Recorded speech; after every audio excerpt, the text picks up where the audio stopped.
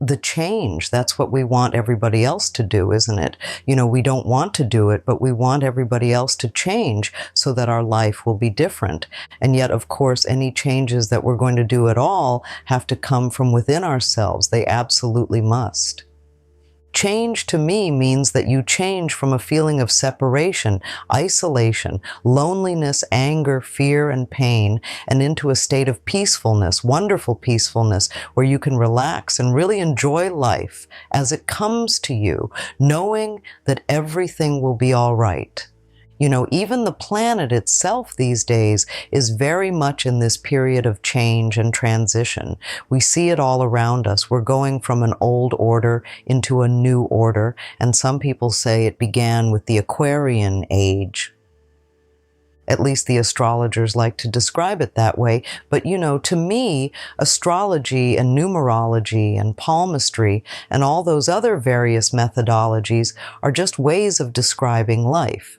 They explain life in a slightly different way, and people use different languages to do this. But the astrologers say that we're moving out of the Piscean age and into the Aquarian age now.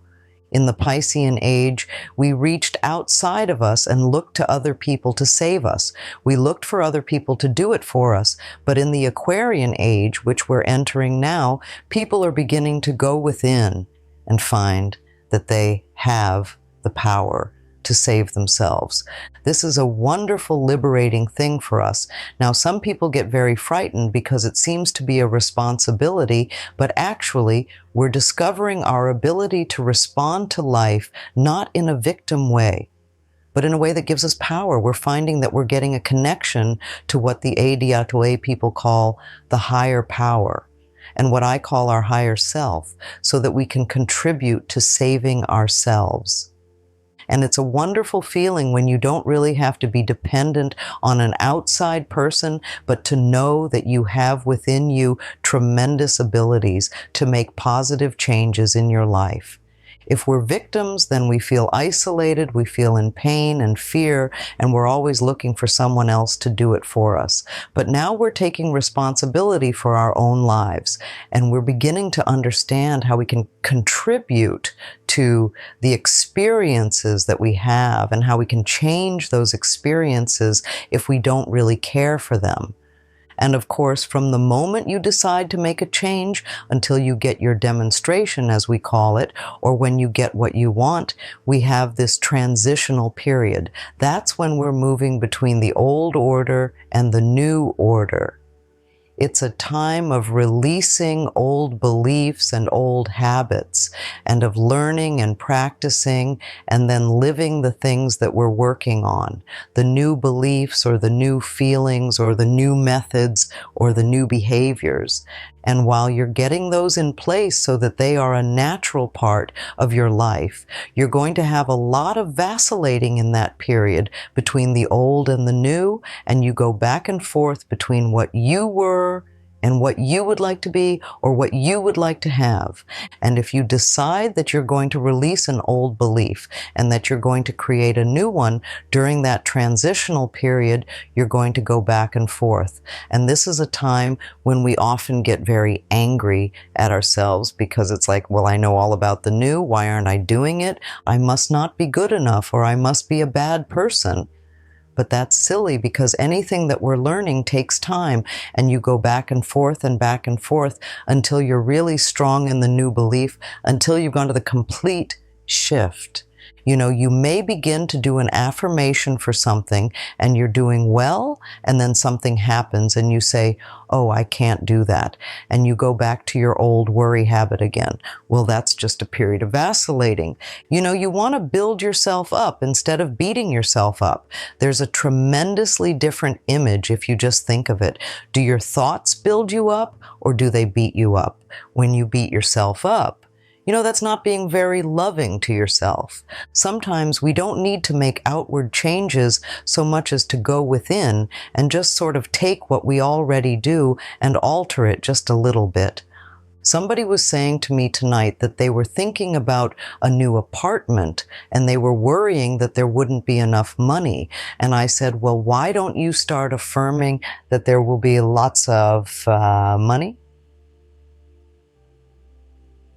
And you know, it's just like a tiny little thing, and you almost change 2 words, but it's a small way of changing the way you look at a particular situation.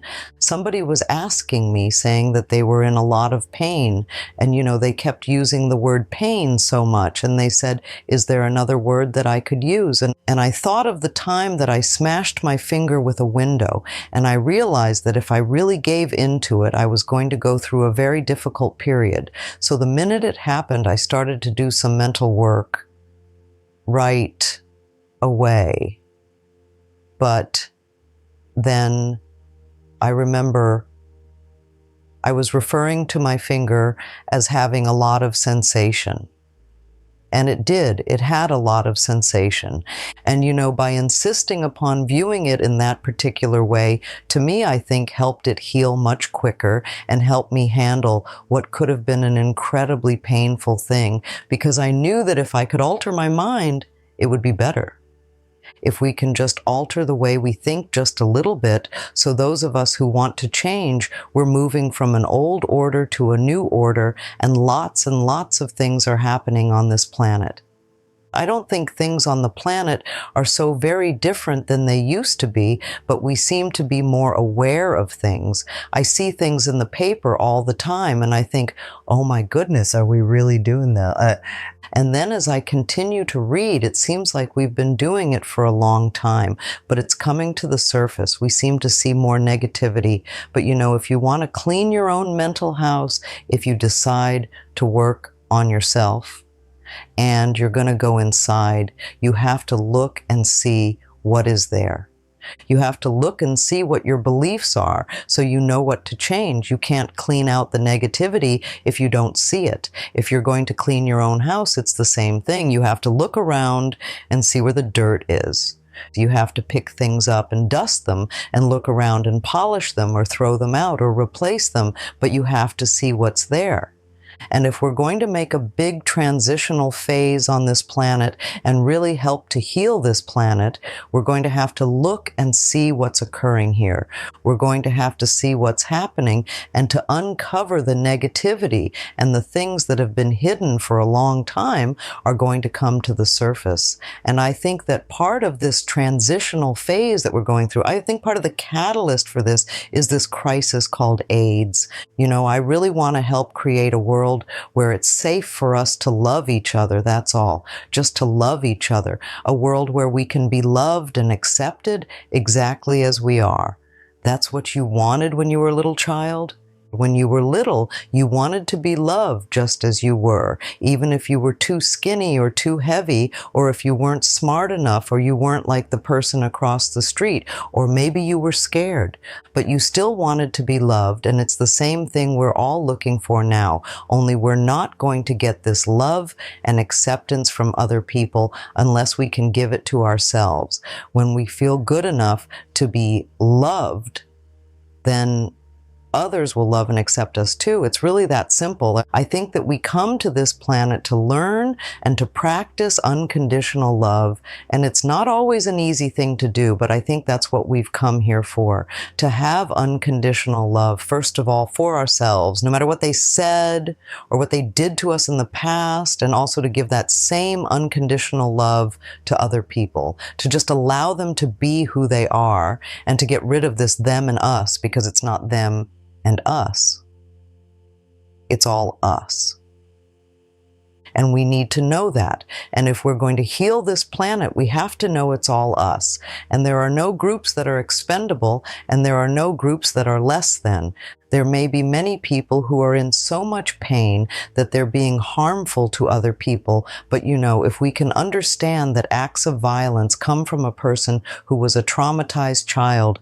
Now, this is not to condone people who do violent things, but to understand that if we want to change them, if you want people to become loving and peaceful, then you have to teach them to come from a loving space of the heart.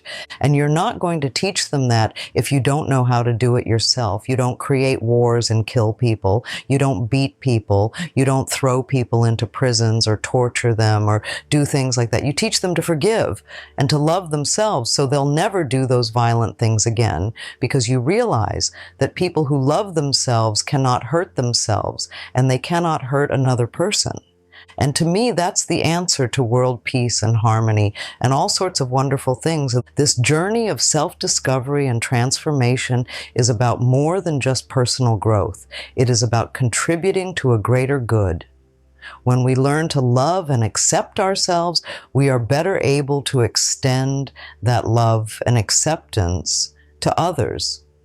This is how we create a world where it is safe for everyone to be who they are, free from judgment and fear.